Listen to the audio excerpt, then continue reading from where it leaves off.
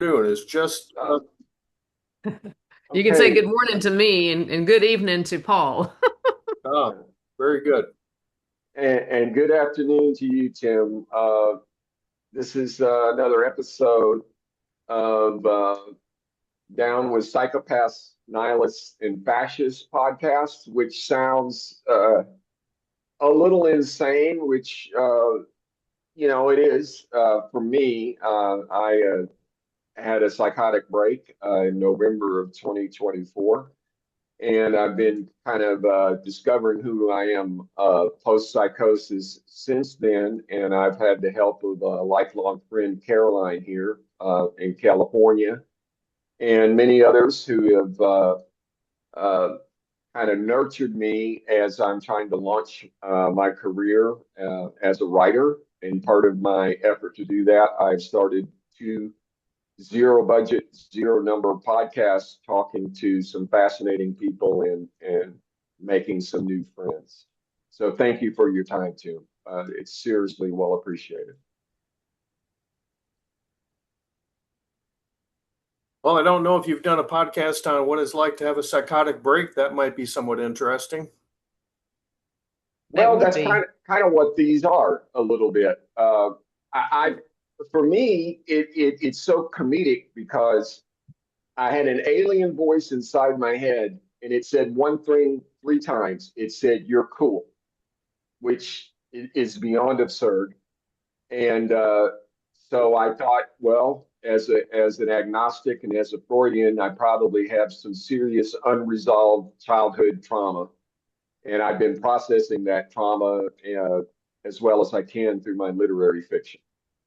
So, but talking to people helps me get outside my head. It's very therapeutic for me, and everyone's time is appreciated.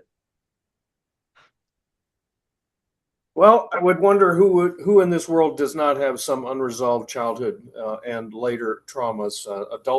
Nobody talks much about adult trauma. What about the trauma we just underwent last week? So, but anyways, that's a little bit what Freethought as a religion is all about. It's about the experience of being human, being having that subjective experience, and it's different for everybody. So to me, that's where heresy comes from. Everybody's a heretic, and yet anyone's religion is a sect of one. That's our slogan in Freethought, in the Church of Freethought. Um, Freethought is a sect of being a sect of one, and what's really cool about it is that one can change it. It is not unchanging, uh, immutable dogma. It doesn't come out of some holy book or revelation that cannot be improved upon. And that's a key insight that you never much hear about from unbelievers or atheists is this perfection of God. The believers have got everybody assuming that's just the greatest thing since anything, better than sliced bread could ever aspire to be. But think about it. If you're God, if you're perfect, if you know everything, it means you can never learn a new thing. You can never improve. You can never make a mistake. And more importantly, you can never learn from your mistakes. You cannot learn from the mistakes of others. I mean, you're not omnipotent at all. You're an idiot if you're an omnipotent, omniscient God. You're Mhm. literally just an idiot. Mhm. Uh, Caroline, you're cracking up. I got to have your thoughts, Caroline. I don't. I just think. 'Cause I think the he said it so adamantly. If you're all that, you're an idiot, and I would agree. I would have to agree. I mean, obviously, I don't. I can't buy into the whole concept of God, and I often think of it as Santa Claus, and I think, what is the difference between a belief in Santa Claus and a belief in God, except that we outgrow the belief in Santa Claus, but we don't outgrow the belief in God. But I don't see a difference. I try to think, well, what is the difference? I'm not seeing, haven't come across a difference, but I wonder I what a don't think believer. there is a difference. I there's Tim. I want your opinion on this too. And Caroline. And this is a relatively recent thing I've come to through my writing and thinking about it. I think developmental psychologists, and this isn't a knock on them, it's that I think my undergraduate degree, I majored in psychology. And I kind of learned that at the age of 8, human beings, normal human beings, develop the capacity to reason abstractly. And I don't think that's true for a lot of human beings, because I think if it were true, we wouldn't have so many who are blindly in a cult, which I consider the people who are underneath Trump's influence to be members of this cult. And I think a lot of them must not have the capacity to reason abstractly, because if they did, they wouldn't just so willingly accept just the pathological line, just as an adult, just What do as you a mean by reasonable adult. what do you mean by reason abstractly? I mean, I had 5 kids and I've got grandkids now, and they all go through this stage where they're just completely oblivious. I mean, they're not born people, contrary to what the anti-abortion zealots uh, persistently claim and have gotten everybody else to believe somehow. You see their personality and their mind develop from literally from nothing. That's what the peekaboo game is all about. Look, I'm, behind my hands, I'm gone. Where did I go? The hands come apart. There I am. I was there all along. And figuring that out. Is that what you mean by reason abstractly? Because, I think that's reasoning part of it. abstractly, Yes, I mean, that's it's just part of kind it. of kind of What a I what think if. I think the kind of the traditional belief, and I probably ought to be typing somewhere madly to figure this out, but I'm just going to wing it, is that usually at around the age 8, that most people realize that there is a world outside themselves. There's a consequences for their actions, and that their rights end where another human being's rights begin. They develop a true sense of their own bodily autonomy, and they learn to respect the bodily autonomy and autonomy in general of other human beings. And I think that's a developmental step that is taken for granted, that doesn't occur as frequently as we would like to believe. I think that I mean, what are our brains for other than controlling our, sensory motor abilities is to model the world outside of ourselves, and to introduce um, potentialities. If I do this, then this might happen, or this might happen over here. Which do I think is going to happen? That's the kind of, to me, that's what abstract reasoning skills. And there's something wrong with the abstract reasoning skills of someone who says, "Gee, I need money. I don't want to work for it. I know I instead of singing a song and collecting royalties forever, I'm going to go into this building where people keep their money and take it from them, and I'll never get caught." There's a disconnect somewhere in their line of reasoning. Now, you're a former policeman, is that right, Paul? Yes, Dallas, Texas, 18 years as a patrolman. So, clearly some of the people you dealt with just had this defect in their way of reasoning, quote unquote. I don't know that you could say that they were incapable of abstract reasoning, but they certainly had some blind spots. Uh, and everybody, it seems, does have their blind spots. And I would say that as a freethinker, the first thing you have to realize is that you're wrong. You're wrong about something. You may not know what it is. Your job is to figure out what it is. And maybe in the meantime, your job is to not believe in anything that you don't really need to. I have a hard time increasingly believing anything that I hear or see in the news, because it's not firsthand information. I know what I had for breakfast, but I don't know, what Trump said to somebody else, or, what happened in the war in the Mideast or whatever it may be. I mean, I know what was reported about it, but you can't really say you know it. So why should you believe it? Yeah. Well, Yeah. I have a Go ahead, Carolyn. I just, Tim, I was listening to one of your talks on YouTube, and you said that believing what is wrong can lead to all sorts of terrible consequences. And you put forth some examples like the witch trials, for instance. And, you could add to that, 9/11. I mean, that was based on a whole bunch of false beliefs that was carried out. But I was wondering, this is a question I get a lot. What about people who believe in a loving God? What would be wrong with that? I would love to hear your thoughts about that. What's wrong with just believing in a loving, giving God who is going to just do good things to try to help us? Well, again, if it goes to more than just a loving God. I mean, I believe in a loving spouse. You know, my partner is loving. I believe she loves me. Do I know that she loves me? No, not really. None of us can Right. really know that because you can never know the mind of another. So, Sure. to believe in a loving God is the same kind of thing. It's sort of it's a fictional construct in your mind. Again, if your loving God is omniscient, and is not and is actually going to send some people to hell, even though they love you because you love them. Um, there's all kinds of ins and outs to that. So I would say, show me somebody's God, and as we pick it apart and learn more about that God, we will learn about the person who believes in that God. I do agree that I think we all have kind of fictional constructs within ourselves. I have kind of a wiser self that I rely on. It's not like I have multiple personalities, but I know how to put on my, um, sensible face, my sensible hat, and what would my ideal person do? And I do sometimes think that if you're somebody that has a hard time making friends, or you're dejected and feel that there's nothing in the world for you, maybe it's better to have an imaginary friend than to have no friends at all. So I don't see a lot wrong with that, but it's when you get into these other details. Well, my loving God, I mean, look at all the people that do believe in a loving God, but that loving God's also going to torture some people eternally. Yes.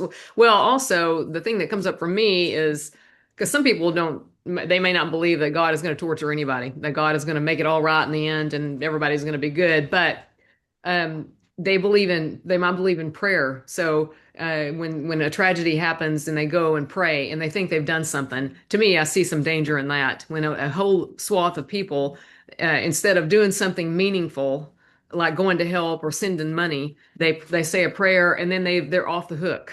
It gives them relief from that cognitive dissonance of, so something bad happened and I should do something, but oh, I'll say a prayer, I'm good, now we're good. Well, that's exactly right. It's kind of like when you spend $1, that's a dollar less that you can spend on something else. You know what we call the opportunity cost in economics. There's an Right. opportunity cost of praying, and that is you're doing something useless. Yeah. Maybe that time and effort could have been done doing something useful, Yes, and exactly. maybe not even. I mean, there's always something useful you can do, even if you're in an impossible situation. You're dying of cancer or whatever. There's something still. If you can't do anything useful for yourself, you can do something useful for someone else, which frequently is useful for you. Sure. Yes. Anyways, to get back to what this thing I was talking about, just that I think it's possible for any of us to get into kind of a frame of mind, and I guess that's what I mean about appealing to one's of another self or a loving God. If you think of a loving God, then in some way you might be trying to get into the frame of mind, as it were, of that loving God. And if you can do that, then it's going to be easier to love your neighbor. It's going to be easier to love people who disgust you. It's going to be easier to people who insult you, who make you feel little, all sorts of things. In my day job, I'm a physician, and I'm an OBGYN physician, and I take care of all kinds of people, and they're not always people that I want to be friends with, but I can always get myself in a frame of mind to where I care about this person. Right. And And you that's do the that only without the belief in God. That's exactly right. And there isn't any other way that I could do this job. And I really think that if you want to be happy and get through life, that there's no other way to do it than to have that ability and to cultivate that ability. Yes. Yes. Unfortunately, so many people seem to think that you get that ability, you get that from God. Where would you get that if it not from God? You Yeah. know? How do you get that? How do you get that from an imaginary person? No, you get it the same way you get anything else, like riding a bicycle. You learn to do it. There's trial and error, and then you must cultivate and practice it, and just do Sure. it. You learn by doing. But Yes. to me, the big question, and the further away I get from the childhood beliefs I was taught to believe in God and all this nonsense, the big question is, where are the organizations of human beings, of people who get together, talk about these things, share their experiences, help each other improve? I mean, I can't, as I said earlier, know whether you love me or hate me or whatever it may be, but we can still talk about and compare and try to share our experiences, even though we don't have the exact same experiences. And I think we can learn from one another in that way. Where are the organizations of people who are doing this with regard to all these religious questions and how to live a better life, how to be a happier person, how to make things better, or at least do less to make things worse? Where are those organizations? They're certainly not the churches that they should be, because they're all blathering on about this supernatural garbage. Yes. And that's what we try to be at the Church of Freethought since 1994, when we first got started. And the longer I've done it, the clearer the vision I have. It's not just about a social organization. Oh, get together and slap each other's backs. It's actually about making the world better by helping to make ourselves better. It sounds like personal growth. I mean, Exactly. yeah. It's the top. It's the top of the Maslow pyramid. That's what it is. Right. Right. Self-actualization. Yes. It's self-actualization. Right. Right. Exactly. And so much of that happens in the workplace. In fact, I think it might have been Abraham Maslow himself who said that he wished he'd spent a lot more time studying work. Paul, you talked about what books people have read lately. There's a wonderful book by Studs Terkel called Work. And it's about how people find Studs Terkel. Yeah. Yeah. And I'll jot that one down. I've read some of his other work, but it's been a while. it's an old work, but it's excellent. And he makes a lot of good points in there. I remember one, I think the thing about books is I think a lot of words are spent expressing ideas that could have been said a lot shorter. One of my eventual goals is to write a book which would be a series of just summaries, not blow by blow, but just the key ideas of different works, but expressed in more than just two words. But he gives the example in that book of two people who are laying bricks. One of them says, "Yeah, I'm laying bricks and putting the mortar down, laying one brick on top of the other." And the second person says, "Yeah, I'm building a skyscraper." It's just the difference between, the mechanical, thoughtless kind of functioning versus the larger vision kind of view of what it is you're about in the world. And I think we can do this every single day. It's often said that, in fact, I think I think I saw Larry King say that religion is all about overcoming or dealing with the fear of dying. If there was no death, there'd be no religion. I don't think that's true. In fact, I think it's hardly the fact that anything is strictly true, literally. But think about it. Each day is like a life. You wake up and you're a new person. I mean, you have these memories, but you're a new person. And at the end of that day, eventually you're going to get tired. You're going to get, you want to sleep. You're not afraid of sleep. You're not afraid of falling asleep while you're doing whatever you're doing. You want to sleep. And that's the end of your day. And you're never coming back to that day again. It's gone forever. All those experiences passed out of existence. Tomorrow there will be nothing but memories. And that's you. That's your lifetime. How is it any different, really, except the connection of the memories? That we are a string of collected memories. Yeah. Well, I think. Oh, go ahead. You had. Well, I was just going to continue your stream of thought there, Tim, because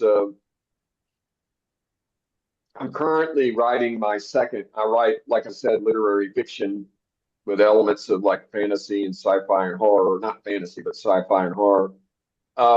And I thought you were discussing your notion just now about each day being like a life itself, which sounded very poetic and reminded me of one of the movies that I love, which is Groundhog Day, which I've watched, in a total non-ironic way multiple times. So I'll ask you something you may hate the concept of spitballing and reject it if you don't even want to entertain the thought, but I think it would be fruitful just a little bit. When I start to write something, I start thinking about titles. Like you just mentioned the story that Studs Terkel told about someone said they were building a skyscraper as opposed to just building in general or laying bricks or whatever. So have you toyed around with any particular titles if you do decide to write a book? And if you do decide, it sounds like maybe you would do a collection of essays as opposed to literary fiction. Would you mind sharing thoughts about maybe a book that you may write? Well, I've certainly written enough material to pour into a book. Really, everything on the Church of Freethought, and there's probably easily 10 times that is unpublished, still on even previous hard drives of computers that I've got to hook up and make more accessible to myself. Some of them need editing and updating, but I would think it would just be the reinvention of religion, because I think after 2,000 years of what has been called the axial age, and nowadays religion is pretty much defined by the Abrahamic religions, right? Judaism, Christianity, and Islam. In fact, when the Europeans traveled to Asia and started becoming acquainted with Buddhism, there was a big argument. Is Buddhism a religion? And that's because to them, religion was the Abrahamic religions. But I think the reinvention of religion is realizing that it is all about everything that science is not. But how could people appreciate that until you had science? And we really haven't had science since somewhere in the 17th century when it began to develop. And think about it, Galileo. science can in principle solve, or at least use to address all the things that are objective. And let's be clear what I mean by objective, and that is what it actually means, not some ethereal, unbiased or whatever. It's about experiences that we can share that do not depend on the individual consciousness. Here's a wavelength of light. Here is the distance of the moon, whatever it may be. These are things that everybody can experience. The photos and the data that come back from a probe sent to Pluto are the same for everybody. There's no subjectivity involved. There may be some subjectivity in terms of how you think about it, certainly is there, but what is really subjective, what is not science, is your individual, everyday, personal experience. And what philosophers have started to call qualia, although qualia, as the philosophers define it or talk about, is maybe not quite what I mean. There's a whole essay in that. But qualia just has to do with this, what it's like.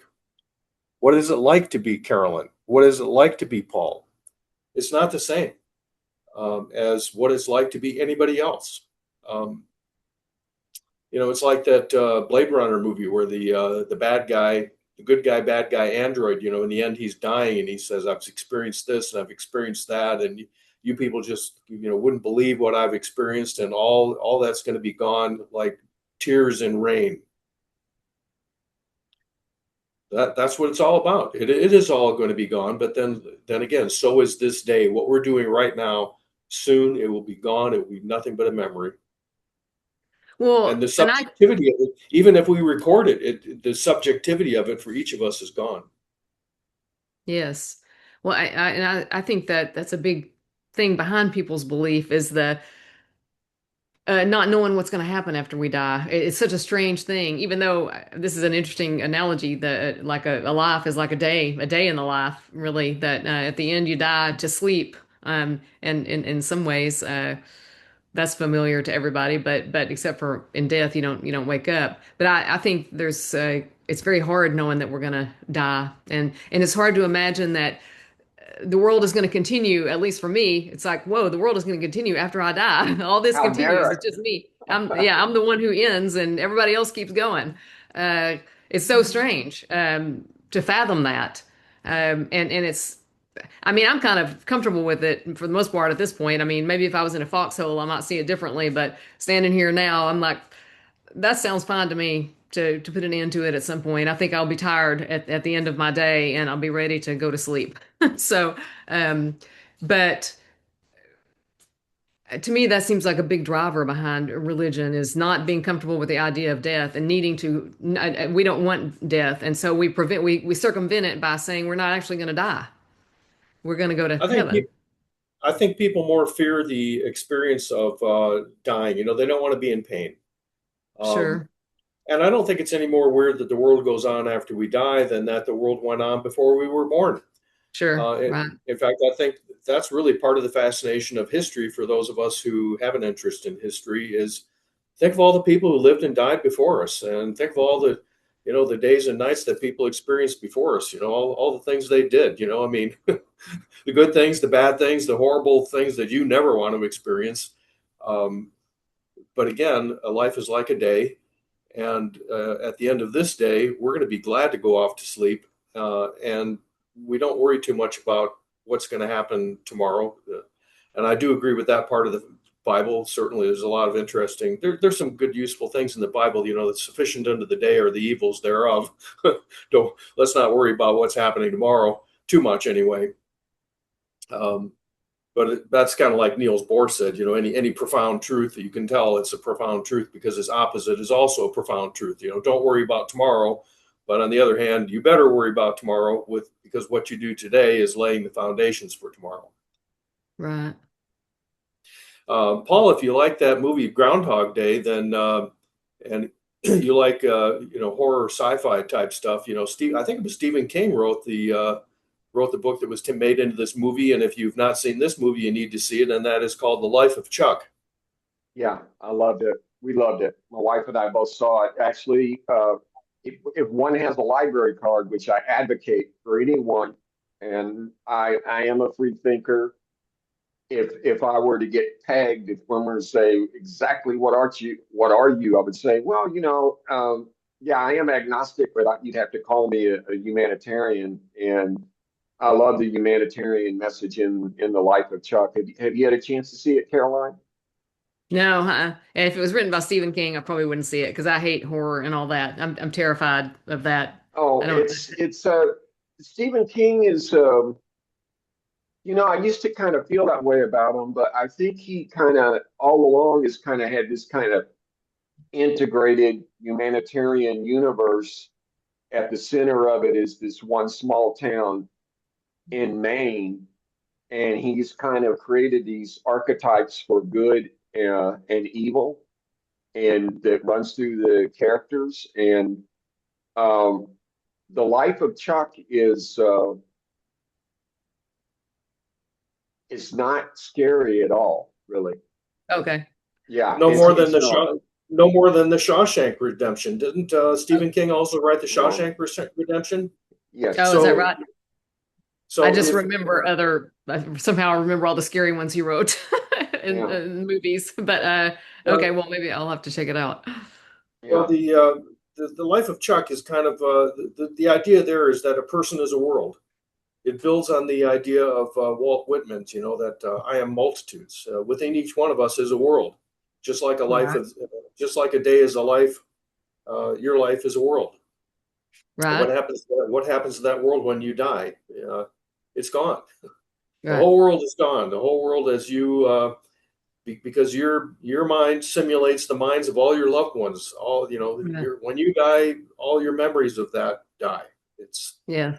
Yeah, it's that's sad, fascinating. but inevitable. I don't know if it will ever be possible that, as the sci-fi people talk about uploading your mind into a machine. I don't think really fiction has done justice to that idea yet. I don't think that idea has been sufficiently explored. That's the great undiscovered country, is the world of ideas. Well, that's interesting because to me, I find comfort in the fact that I'm going to die because I'm tired of losing my animals. I have dogs. I'm a dog person, so every few years I lose somebody, and it's so painful. And I look forward to the time when I don't have to experience that anymore. I would not want my mind to continue and have to deal with remember those losses into infinity. Yeah, That sounds like hell to me. yeah. Even worse is people going through the loss of the um, loss of a partner. Someone who's kind of gradually fading away, has a chronic medical problem, those Right. kinds of things. That's really really tough. And Yeah. unlike an animal, you're not just going to put them down because they're a person, and as long as some little remnant of them remains, and it might only be a remnant in your own mind of what they used to be. That's There are difficult things in life, and you never get to an age where you're ever going to have challenges that, oh yeah, I can deal with this. It's always going to be something that you're ill prepared to deal with. But I think Yeah. that's what religion should be about. It's not about this.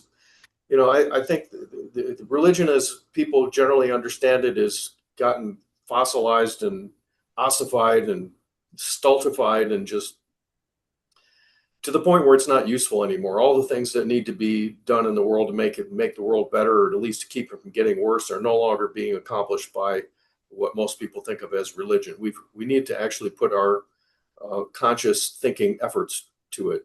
So it sounds like you're saying that religion might be useful if it was in the interest of kind of self-improvement or learning how to deal with the realities of life, as opposed to um, pointing out who's wrong and how people are wrong and they're not worshiping God in the right way or something like that. Is that right? Yeah, it's about solving the problems that actually exist in our lives and not threatening people with hellfire. And then when they get sufficiently scared of hellfire, then you solve the problem for it by, here's Jesus or Allah or whatever. Um, Right. yeah, it just doesn't make any sense. But again, religion understood as the subjective problems in our lives, which are really the bigger problems. And I think if we work on solving those problems, that's what helps us solve the problems in the larger world, the global warming and all the things that people have. And again, global warming, that's almost like threatening people with hell. Most people don't understand it. They do not, they're not really doing anything useful. Plus, which people that are yelling the loudest about it being a problem and how all the rest of us have to sacrifice, they're the ones jetting around the world to attend conferences to talk about it. I mean, come on, Yeah. people, let's stop being a bunch of hypocrites. Right. Well, I think in a broad sense, just thinking about the way religion is now uh, used, and I mean that used like any other material, like any other element that's a raw resource. It's a psychic element of control, I think, for fascist industries. And I know that's kind of a hot word to use, but I think it's pretty accurate because when Benito Mussolini, he was a newspaper man, and he came up with the term fascist. And he said if he had a chance to reinvent the word, he would call it corporatism because he thought that corporations were the best ones to run government.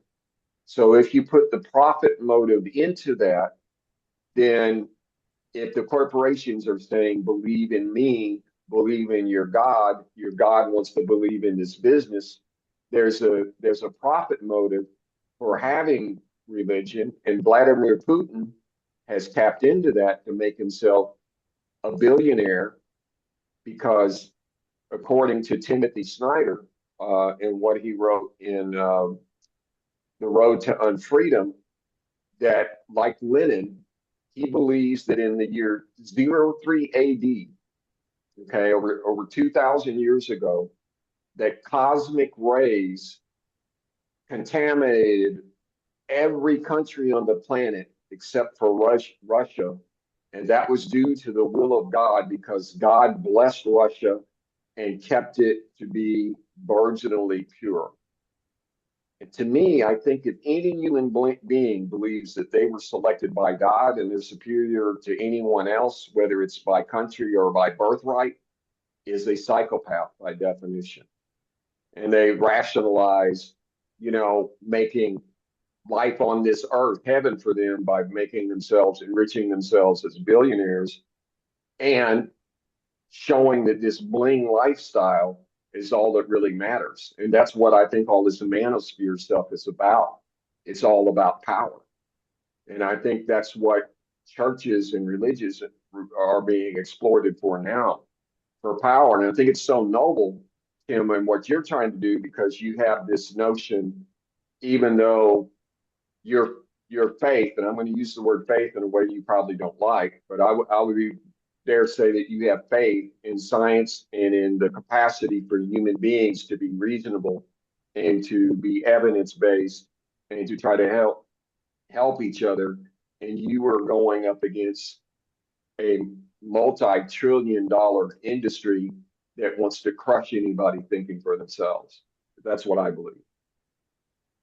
Well, I think one need not have faith that science can improve lives and improve the world because the evidence of that is all around us. So no faith necessary.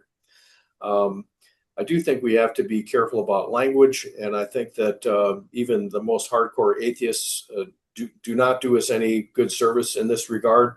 When the word religion is used to refer to the Abrahamic religions instead of realizing that it needs to be reinvented. It needs to be understood as something different. I mean, you do have religious groups, churches like the UUs, who actually came to, most UU people don't know this, but the UU church came together from the Universalists, who rejected the idea of hell, a concept clearly taught by Jesus in the New Testament, and the Unitarians, who insisted that no, there's only one God and splitting it into three and all this sort of thing, which, boy, there's books that can be written about that. What a weird drift of the church, because the early Christians, and certainly the Jews that they began as, did not believe in any kind of Trinitarianism. But at any rate, when you use religion to refer to just basically supernaturalism and these different systems of nonsense, then you're making it impossible to make religion into something better, or to reinvent it, to reboot it, reimagine it, as it were. And there's no other word. I mean, Paul Kurtz tried to introduce this word eupraxiphy. I'm sorry, it did not catch on, and it's never going to catch on. And I think William James, the American philosopher, psychology guy from the 19th century, his life actually bridged into the 20th, had it right in his Varieties of Religious Experience, where he discusses all this and comes down to the view that religion is just one's total take on life.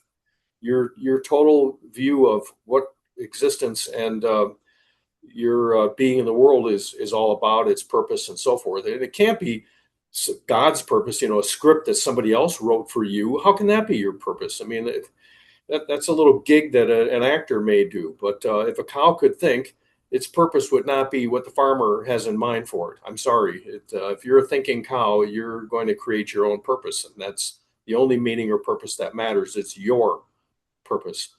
So I think if people were to understand religion as being, your own personal view, then they would understand that what has been called religion is just a whole lot of nonsense that's used, as you say, to control people. And it's a two-way street. State-church separation is not about protecting the state from the church. It's about a two-way type of thing. You don't want state co-opting religion for the same reason. And I think that when you see politicians invoking God, it's not because the religion is controlling them. It's because they want to have the power of religion and people's fear of death and hellfire and damnation and all these kinds of things on their side. They want to send soldiers into battle who feel like, yeah, I'm going to give it my all, and if I die, I'll get extra rewarded for it, instead of people who say, I'm fighting for a good cause. It's a cause worth dying for, but it's a whole lot better if the other guy dies for his country than if I die for mine.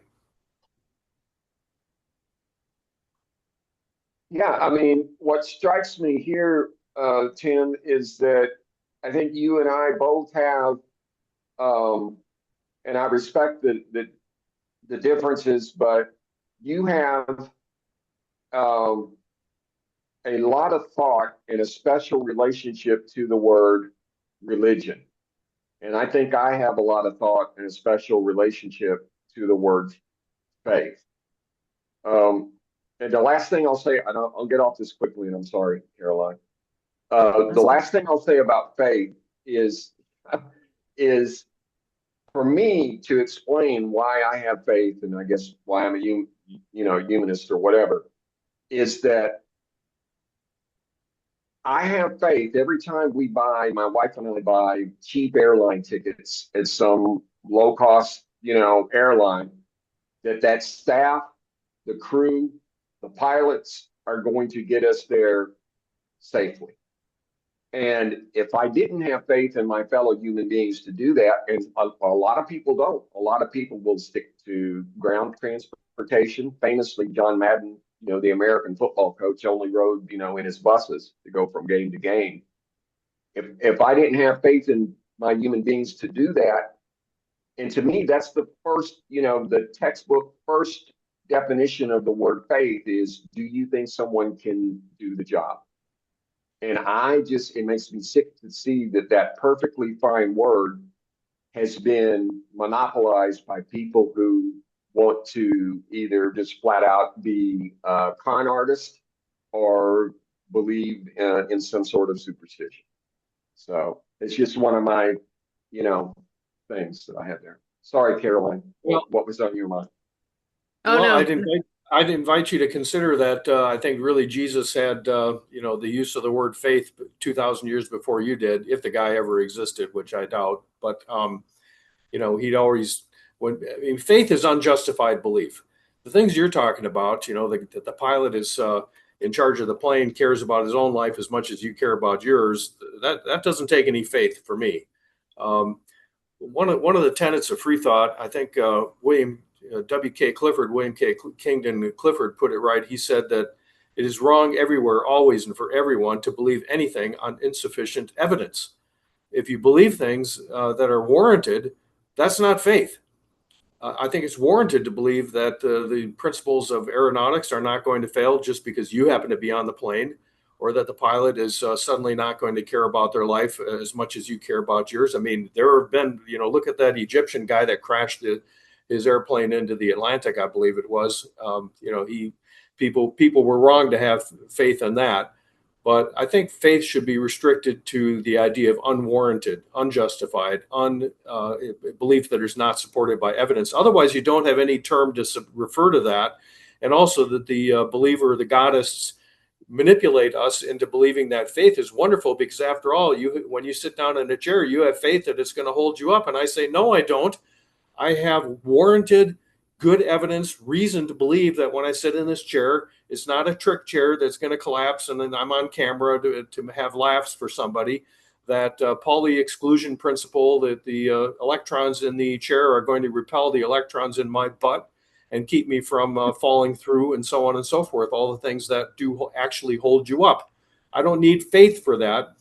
And one of the tenets, say another of the tenets, if we have a holy trinity in free thought in our Church of Free Thought, it is this: fact, reason, and doubt. And doubt is the opposite of faith. You should always doubt everything. You should doubt whether or not this pilot has as much will to live as you do.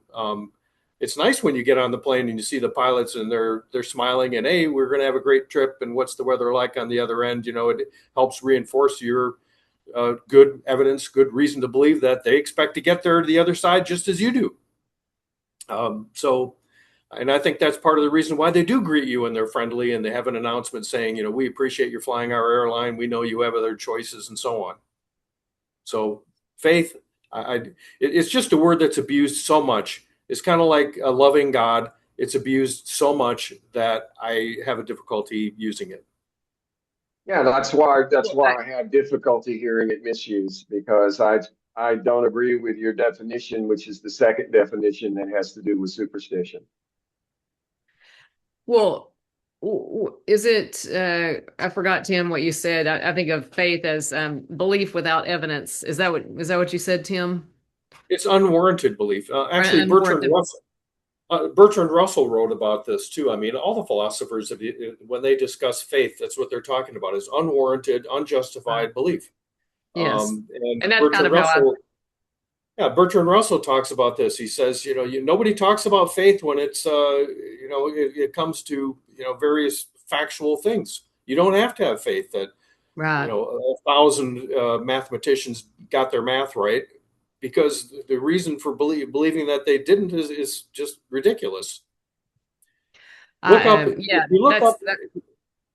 I want to just suggest a little exercise too.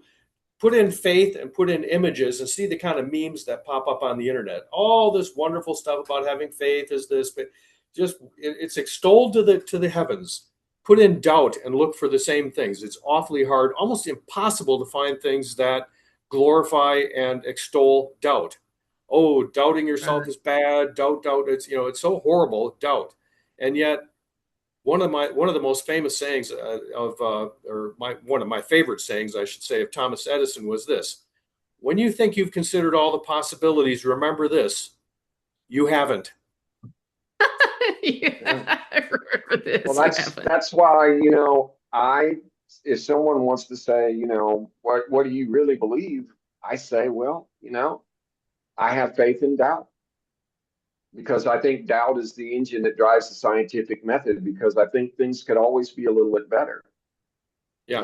Well, I would just say it differently. If somebody asked me, what do you have faith in? I would say, I don't have faith. I am faithless, but I do rely on doubt a lot. I know that I'm wrong. I'm just not quite sure what I'm wrong about. And so as I go through life, I have to remember never to be too certain. And that was Voltaire's saying too. He said, it is difficult to live with uncertainty, but to be certain is to be absurd. So Absolutely. it sounds like Paul, it sounds like your definition of faith is different. It sounds to me like you're using it, I would say, in maybe the word is trust. I trust that when I get on the plane, I'm Yeah, gonna yeah. land. I Is think that trust would be a fair analogy for it. But for me, it's the reason I guess I'm kind of precious about that, Caroline and Tim, is because a lot of it has to do for an engine for when I write to explore, because I trust my subconscious mind, and I want to. I think fundamentally, in all writing that withstands the test of time, that it taps into something in the unconscious mind that is true to the human's nature, and is true to the experience of people as they live their life. And the longer they live it, the more, people they lose along the way. And I think this whole idea of faith for me doesn't have anything to do with being superstitious. It's a faith in the process. right? I And I think so. I as think you're using poetically, it. yeah, Yeah, you're using it as a synonym for trust. But yeah, at least that's what I think I hear. And Tim, you're yeah. using the more regular definition of, belief without evidence or unwarranted belief, which is, and I see some value in, I would see some value, Paul, in you shifting and using the word trust so that just so we can keep the word faith for really, unsubstantiated belief. Um, because I can see why people might say, well, you have faith in your writing process. Why can't I have faith in God? But really, you're using the word in two different ways. I would say honestly, Caroline, I would say, you know what? If you want to have faith as an agnostic, I would say I've had my spiritual journey, and it's led me to be agnostic. And that embrace in that it was hard for me to have faith and doubt for a long, long time, because I self-identified as an atheist for a long, long time. And I suppose, in practice, and I don't pray, you know. So I suppose, for all other than saying that I'm a practicing atheist, but I would like to be, agnostic. And that whole notion of what faith means to me, I don't want to seem arrogant or lose my ability to honestly communicate and tap into the euphoria of friends of mine who are solid human beings who I trust, who state that they profess their belief in God, because I just don't want to be that arrogant, and I don't want to always feel like I have to try to be the smartest guy in the room. It's like, okay, maybe there's something I can learn here, and have faith in the process of, you know, uh, getting a little bit more emotionally mature as I age, hopefully. Sure. Well, I think trust is a better word for relying on, for not having such extreme skepticism that you have to doubt that people will know what you mean by common words, or that the scientists have got things all wrong when they constructed an airplane or something like this. I think trust is a much better word. When you talk to believers, I mean, as we use words to interact with other people, you have to kind of take into account of the fact that you don't have control over what the words mean. That you can make them mean whatever you want, but this is C.S. Lewis. The Humpty Dumpty words mean what I say, but they mean what other people say. And if you're talking to believers, which mostly you are, to them, faith means the kind of faith in God, faith in the unbelievable, quite honestly. And when they talk Unwarranted amongst belief. Yes. exactly. And when they talk to themselves, I mean, they challenge each other. I've seen believers say to one another, is your faith strong enough to withstand this? And then they, present something, some critique of an atheist that completely blows apart their stupid beliefs. but they're able to twist their brains and get it around it. And and again, you go back to the New Testament. Oh, ye of little faith. What does that mean? Does that mean you don't have faith in the process or your friends? No, it means do you believe in Jesus and these kind of unwarranted beliefs? Yeah, I think it may just be a defense mechanism on my part that may be a little childish or whatever, but you know, I just have a different relationship or belief in that when I look in the dictionary and I see the number one meaning of the word faith means that you believe another human being is capable of performing the task at hand. To me, that is the number one definition of the word faith, and everything below that is subservient to that. Oh, Because if interesting. So, one looks that up in a dictionary, if you look up the word faith in the dictionary, what does it mean? The first definition is someone, they can get the job done. And yeah, you're Tim, right. medical doctor, I'm looking at and Let's people let's have let's faith in remember. your ability to do your Yeah, job. let's remember dictionaries are like Bibles. There's many different versions, and also yes. dictionaries are guides to usage. They're not actual rule books. Um, the lexicographers have a debate about this too, as to whether or not they should be considered prescriptive, that they're telling you how to use words, or descriptive, which is to just tell how people use words. Oh, I yeah, think it's that's really just interesting. I think that's how a word that's people. been bastardized over time, and I'm resistant to this, to the intellectual laziness that has allowed it to be bastardized. Right, but it's Yeah, it's how we use interesting. words. It's how we use words that condition our own minds. So, for example, I don't bash religion because I see religion as William James saw it, as one's total take upon life. And I can't bash anyone's total take upon life. But if I use an adjective like supernaturalist religions, then it's clear what I'm talking about. And I think clarity, as Karl Popper put it, clarity, that's what it's all about. You want to be clear what you're talking about. So knowing that there's these different definitions and so forth, if you want to say faith, if you want to use the word faith, then maybe you should constantly insert the adjective warranted. I have warranted faith that this airplane is going to obey the laws of aerodynamics on my trip today. Yeah, or Or I have evidence-based. warranted How about evidence-based that faith? any type of Yeah. thing like that. In fact, That'd even gender and sexual identity, that's this big hot topic of debate now. A lot of those disagreements could be solved just by inserting an adjective. Is somebody male or female? I don't really. Here's a person, I don't know what they are, but they're a sartorial female. They're dressed as a female, right? Everybody should know what that means. They got a dress, they got nail polish, or whatever. They're sartorial. Um, but I could refer to somebody who looks totally like a woman and say, this is a chromosomal male. And that actually describes a real condition, androgen insensitivity. They might like the term because it implies that they're really a male when, of course, they really are female functionally and anatomically and so forth. So I think use of adjectives is the most useful thing to kind of clear these things up. It's kind of like in math when you want to have two values. One is a, and you need to use a as well. So use a prime. Here's a prime, a double prime, that sort of thing. Well, So yeah, it's very let's use interesting more adjectives. because I'm looking at the vocabulary.com, and the first definition of faith is complete confidence in a person or plan, and just like Paul said. And in fact, they don't even have the definition, belief without evidence or unwarranted belief. They don't even have that. And I think this is more, like you were saying, Tim, this is more a reflection of how the word is used as opposed to what the word really means. And this is just vocabulary.com, so it's not like the OED or something like that I'm looking at. Um, Yeah. Yeah. I think the but OED, OED grows out of, the original dictionary. So, right, I and used to that have guy, that. his name is slipping in my mind right now, but he actually, there's a famous quote by him. I wish it were more famous. He said, dictionaries are like watches. They often go wrong, but not having one is even worse. Right, right.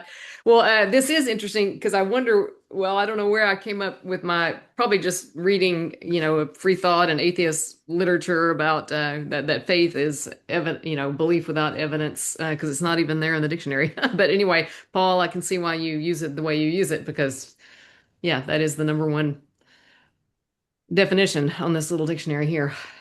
Well, I'm in the underdog, and I just like, this is sad. I know I'm going to lose this fight.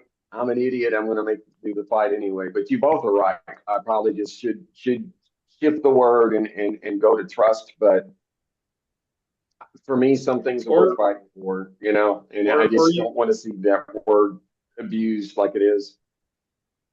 Well, or use adjectives. Other people are going to abuse the word whether you like it or not. So Yeah. I think, in discussing that, especially with other people, and you don't want to add to the confusion, then if you don't want to add to the confusion, either use a different word or add adjectives. I think very effective use of adjectives. I would rather use a word like religion and insert the adjective supernaturalist religion, because that drives home the fact that I'm talking about supernaturalist religions, which immediately should cause people to realize there are religions that are not supernatural. Right. And Yeah, I think that's that's what I'm great. for. And I think the unadjectived word religion includes those. So again, let's be clear what we're talking about. Clarity is the main thing. People argue so much, and I think this has been productive in that you identify where the minefields are. I want to know where not to step and what the hazards are of using a word without modifications that could be misunderstood. Yeah. Well, Tim, we've been at this for about an hour, but there's just one little thing I would like to touch on, because I tremendously respect your work and the fact that you and your coworkers have been doing this for almost 30 years. It's desperately needed, and if you can do anything to move the needle on people's perception of what a church could be, whether it is under so-called traditionally religious or not. What I miss for human beings living right now is someone like Robert G. Ingersoll or Helen Hamilton Gardner, who were these early free thinkers in the 19th century. And I wondered if you could talk a little bit about Robert Ingersoll, if any of his work was an inspiration to you, or Helen Hamilton Gardner, and what do you see as the future for free thought? Robert J. Ingersoll is not well known, and I wish he were. He wrote a lot of great stuff. I wish a lot of believers today would read his book, Some Mistakes of Moses. Prometheus Press, of course, published a lot of his stuff, and that's where you can read his book, Some Mistakes of Moses. He would have been a great free thought preacher, and in fact, he was functionally a free thought preacher. And this kind of goes to what we're trying to do too, and what I do. I call myself a pastor, not because I want a title, but it's a job description. And I think this is another thing that freethinkers and atheists neglect to realize, is that in the United States, there's freedom of religion. And if you claim not to have a religion, then guess what? You have no freedom of religion. I think that term religion should be reclaimed. We should make clear that it's non-supernaturalist. And I think even just, I've talked about this too, even just the word atheist focuses on this whole God stuff. It's not about God. That's an outdated, belief. It's a story. Stories are fun. We're storytelling creatures. There's lots that could be said about that too. But the fact of the matter is, it's not about God. It's about this inner experience of what it's like to be a human being, all this whole aspect of existence that is not science, and how we make sense of that, and how we cooperatively try to advance it by advancing our own self-understanding. So this is what we need to do. We need to start talking to each other and discussing these things. It shouldn't just be what you do on a psychiatrist's couch. That's important too. Exploring our individual personal journeys, but talking about things generally with others, about how we raise our kids and how we find our partners and how we make our relationships with others better, and how not to get angry about things we shouldn't get angry about. I could just go on and on. These are the things that need to be addressed, and they're not, because the supernaturalist religions have got things all kind of locked up. Well, yeah, because and the they say, government. you know, if you have these problems, you just need to give it to God or turn to God Yeah, yeah. instead of What you need actually is yeah, dealing what you with it. need is Jesus, right? And in Right. fact, what you do need is to just be able to put your experiences in maybe a different perspective. And You you need may to need, improve. and you may actually need a prescription if you're having troubles with In mental some illness cases, and you're yes. giving all these delusional instructions like, oh, if I really thought this, why isn't God speaking to me? He speaks to my prisoner. Oh, now God is speaking to me. Oh, now I'm robbing a bank. God must have wanted me to do this. Oh, now I've stolen a car. Oh, now I'm going off a cliff. So Yeah, it's and worse. really, It's worse. really It's worse than dangerous. that, Paul. It's Yeah, worse than that, Paul. It's like I've drowned my kids because God told me to. exactly. Yeah. Yeah. Yeah, Yeah. So that's bad. anybody out there, if you're questioning your faith, you're hearing voices, um, and you know it's not your internal dialogue, please get help. I'm so lucky. I have a fantastic wife. I live in the Netherlands. Healthcare is affordable. I had to ride in the back of an ambulance after I cussed out some police officers who refused to handcuff me after I told them to. So I have experienced that, and I've been very fortunate. I'm also fortunate to live in a country that if I ever felt like I became a burden to my wife because of a terminal illness or dementia or whatever, that there's euthanasia here, and I can die with dignity and have a compost burial, and let the earth reclaim whatever elements that I have that may nourish it. I That's think the really trouble with the Netherlands is that there's not very many wilderness areas that you could go out in and not be found for 20 years, and to take an overdose and be reclaimed. In the U.S., you can do that.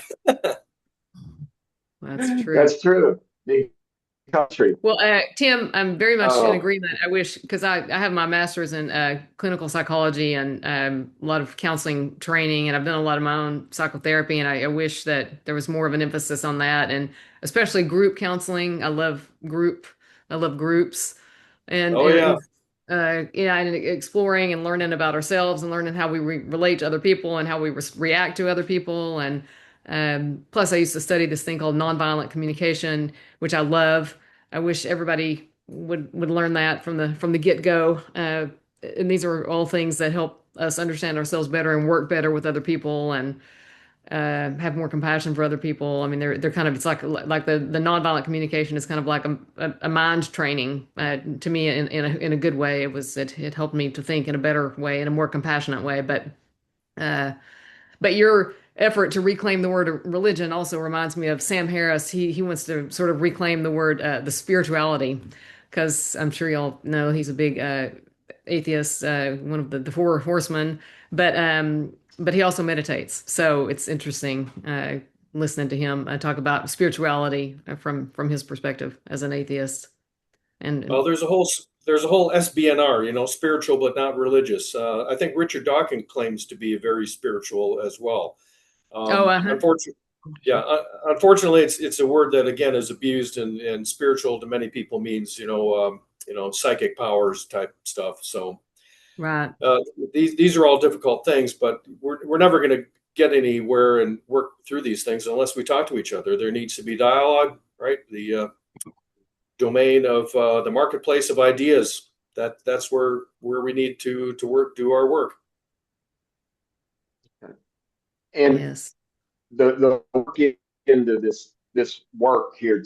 I looked through your work in that of your church online, YouTube, and Spotify. As you know, we're kind of zero budget, zero numbers, but we pretty much quickly just put up what we have on YouTube and Spotify. Do you guys do that, or have you considered doing that? Because it may, I don't know if the numbers would do anything for you, but it just may reach some people who may not find you otherwise. I mean, I think that's the main thing is, we would like to be more accessible. We don't care to be a mega church. I don't know that the numbers of people who really, at any one given time, now over their lifetime, there may be people who drift in and out of, being more thoughtful. But gosh, and a lot of us just, we're spending way too much time just trying to survive. But there's a lot of our stuff on YouTube. and there's Now, probably going to be Tim, a dribble of more. let me interject right quick. I could not find you on YouTube. I got to that YouTube video from the website. So I don't know if You just search on Church of Freethought, right. and I did, you'll or find it. maybe what I found was just old, and I wasn't able to find anything. I'll look again and see. But I know I had to keep going back to the website to get to the video that I wanted to find anyway. But Oh. I'll take another And look. so much of what we talked about today, there's already stuff out there on our YouTube channel. Like, what do words mean?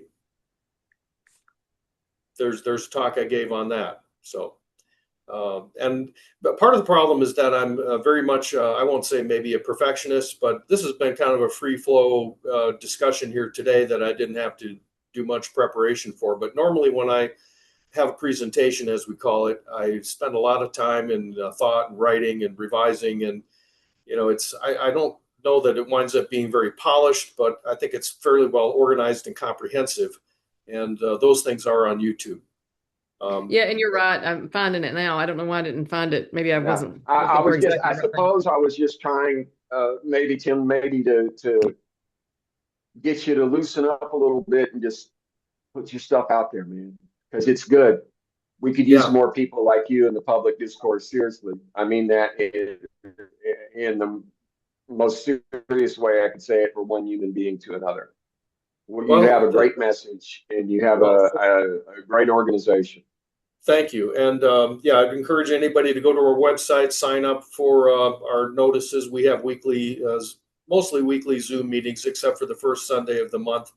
Um, but yeah, we talked about death and dying a little bit to begin with, and I mean, this is unfortunately where it ends. Is that somebody like me who's spent a lifetime trying to get a grasp of things and have had a lot of ideas and put out a lot of those ideas. One day I'll be gone, and there won't be anybody to do this work unless somebody else has followed the same arduous path to be able to do that. So, oh Well, well. if you write a book that whether you love it or not, or whatever material you get out there, I think your legacy, all of that, I think it's going to matter, and I think it's going to help somebody. So, Well, I'm, just because a book or a movie or anything else has an ending, you're given a beautiful bouquet of roses. Yeah, one day it's going to be a rotted mess, but that doesn't destroy the beauty of it while it is. yeah, Yes. yeah, and there's beauty in composting too. That's just the materiality, though. Yeah, I suppose so. I mean, what I'm writing now, I mean, it kind of gets into that things that maybe we can't measure, So Right, it's but it's interesting. what your brain is doing and not what your brain is made of. So get what your Yeah, brain is doing to join with others and make your contribution, and it's eventually going to work its way into the future. Who knows for how long? I mean, the universe is going to come to an end eventually. That doesn't mean it has no meaning. Enjoy life. Enjoy this day. This day is life. yeah. Well, that's so well said and so poetic, Tim. I don't think we could find a better spot to end there unless Caroline has something. I don't think I have anything at the moment. Tim, is there anything you want to end with other than that? Because I thought that was No, great. no, it's Okay, been great. Enjoyed myself. Thank you. thank you so much for your time. Take care. Thanks again, Caroline. It means so You're much. welcome. Thank you. Thank you. Thank you, Tim. I enjoyed it. Yeah, sorry I didn't have a picture. I think it's because of the connection here. I'm at an institution, not at home, and I think that they limit the bandwidth. I think that's what it is. That's Thank you probably so it. much for your time. Take Okay, care. take care. Bye bye. Bye Bye, bye. y'all.